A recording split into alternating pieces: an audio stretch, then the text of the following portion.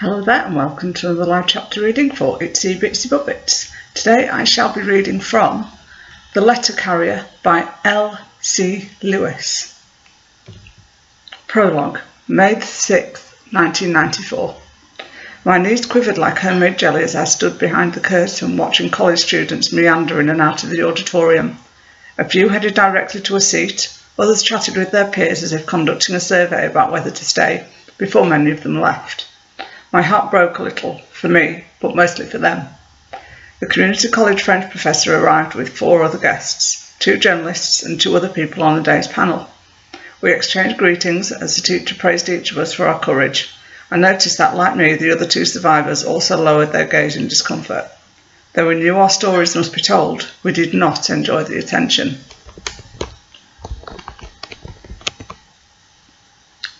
The teacher turned to the press and gave idealised summaries of the events that defined the rest of our lives, as if they were chapters from a fictionalised novel. We 3 knew better. A journalist asked a question and the professor replied, "We don't do these programmes often enough anymore, I'm afraid, but I'm sure the other classes are also marking the 50th anniversary of D-Day in some way." Another panellist rubbed her hands nervously. "We can't afford to forget," she muttered under her breath. Though she was a stranger, our similar experiences and memories bound us to each other, and I clasped her hand. The professor noted her worry and smiled. "World War II history is part of the world history curriculum," the teacher assured us. "Aside from offering that and programmes like this, there's not much more we can do." Her resignation sent chills through me. It took me back to France before the fall, when so many of my people hung their heads in futility, believed there was nothing they could do. And then the Nazis marched in.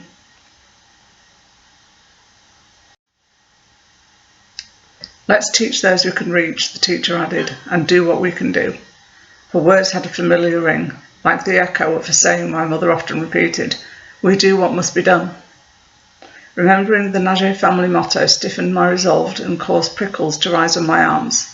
I rubbed them and said, "Let's hope we can awaken some of them, even just one."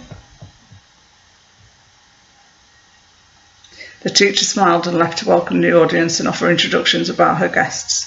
I took a deep breath and straightened my back to calm myself before facing the group. Should I smile or face them with the worry weighing down my heart? We would each have time to tell our personal stories, and then we'd take questions. I said a little prayer, asking to know how to reach the hearts of the young people today. I decided to amuse them long enough with my tiny side and my French accent to help them know me. Perhaps then they would care about what I came to share. Remembering what I'd survived was awful enough, but the responsibility to awaken a new generation to the truth bore down on me. Could I make it relevant to them? Did they realise I was once as carefree and blind as they were? The introductions met with a smattering of weak applause. I was scheduled to speak first, and my childlike size, barely 4 feet 10 and 100 pounds, amused them as I had expected.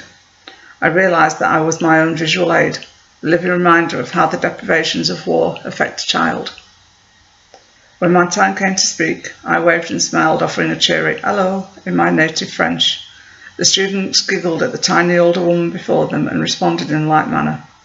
I felt them relax and lean forward expectantly, as if they were anxious to hear more. My heart and theirs were in sync. Emotion rose in me and my lips quivered. "My name is Michelle Naget. I came here to tell you a story. My story. A story I tell because I don't want it to ever be your story." And then I began. Chapter 1. If truth is the first casualty of war, then surely childhood and innocence are the second and third. I was only 11 when the Nazis invaded France. Life had dealt our family a few early blows, but those hardships did not prepare us for what was to come. My mother was Yvonne André, whose father's aristocratic bloodline did not spare her or her proud mother from financial difficulty. My papa, Adrien Naget, was also born to the modest circumstances. He learnt the value of work from his parents, the proud heads of a large farming family with 14 hungry mouths to feed. Papa was an architect and builder of some of the grandest buildings in France. My brother's stories are the only memories I have of him. On July 29, 1929, mere weeks before my first birthday, Papa was killed when his motorcycle was run off the road by the driver of an automobile. Mother never spoke about what happened to Papa's share of the business, or about the financial need that landed on commandeered, crowded old farm with Papa's unmarried brothers.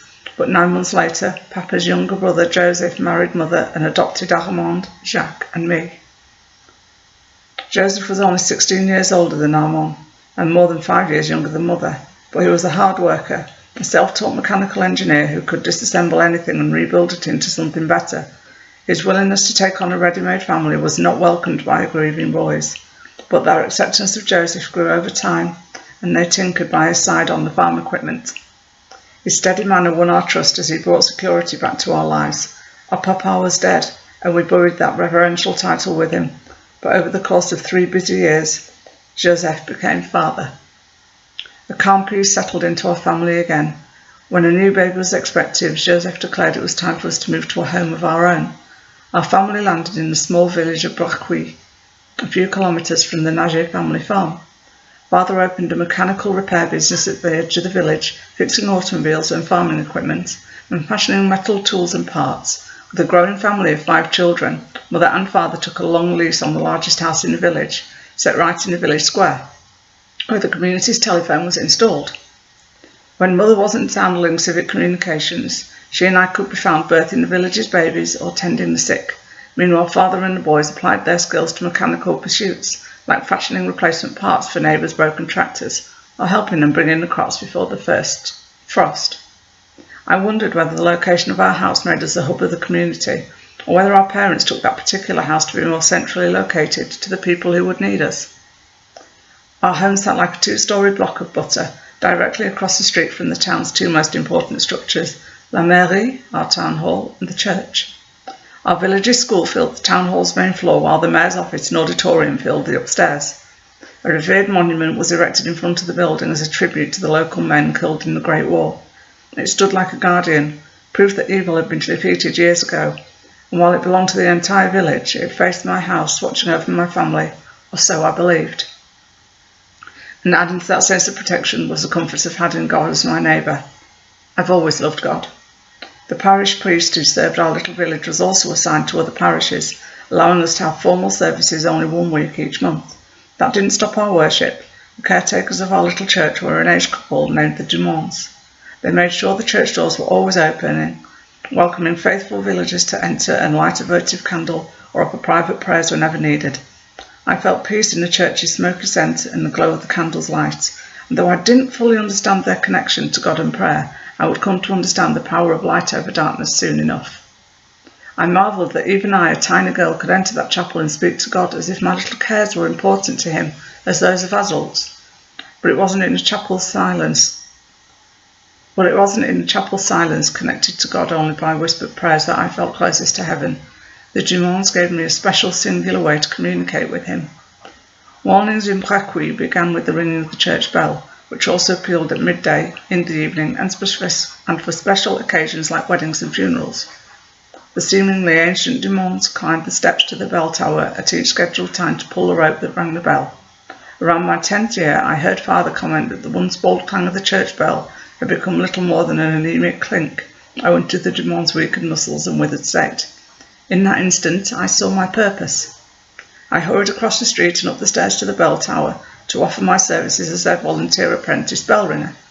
My offer was received with less enthusiasm than I had anticipated. Monsieur Dumont looked down his long skinny nose at me and asked, "Michelle, how old are you? 7? I tried to hide my frustration over yet another joke about my diminutive stature. "Nearly 10, I replied firmly, devoid of the deference the man was owed. "Are you sure?" Every muscle in my body tensed in embarrassment. "Yes, monsieur." The childless man looked at his wife, whose efforts to conceal her laughter failed miserably. He straightened as he looked back to me. "But you barely weigh more than a chicken. How will you ever pull this heavy rope?" Without further argument, I ran full tilt and leapt at the rope, catching it as I flew past. My velocity compensated for my lack of mass, tilting the bell left and shocking it into surrendering a deep, mellow clang. As it swung back to the right, it dropped my feet to the floor.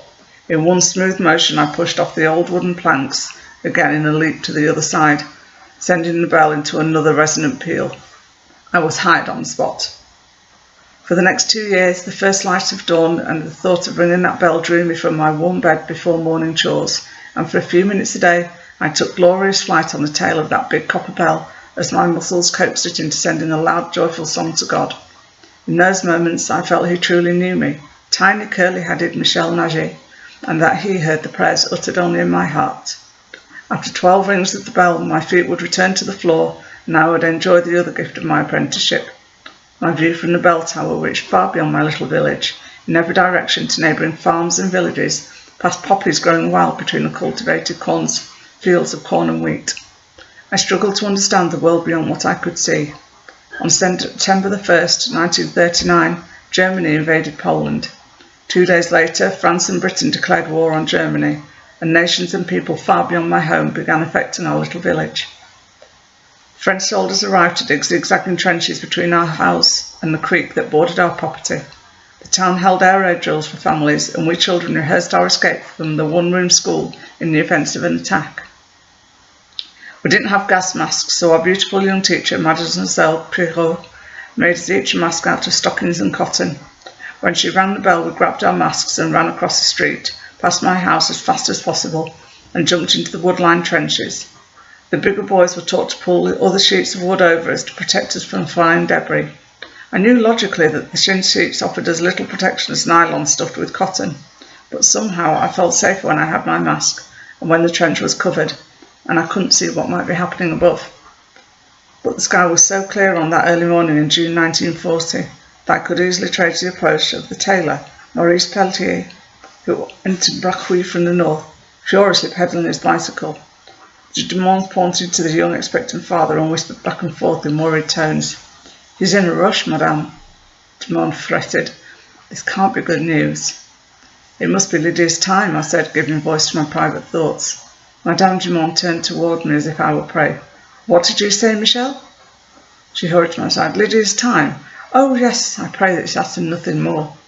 Her husband tried to hush her, but she pressed me harder. "Tell him, Michelle. You would know. You and your mother tend to all the expectant mothers, do you not?"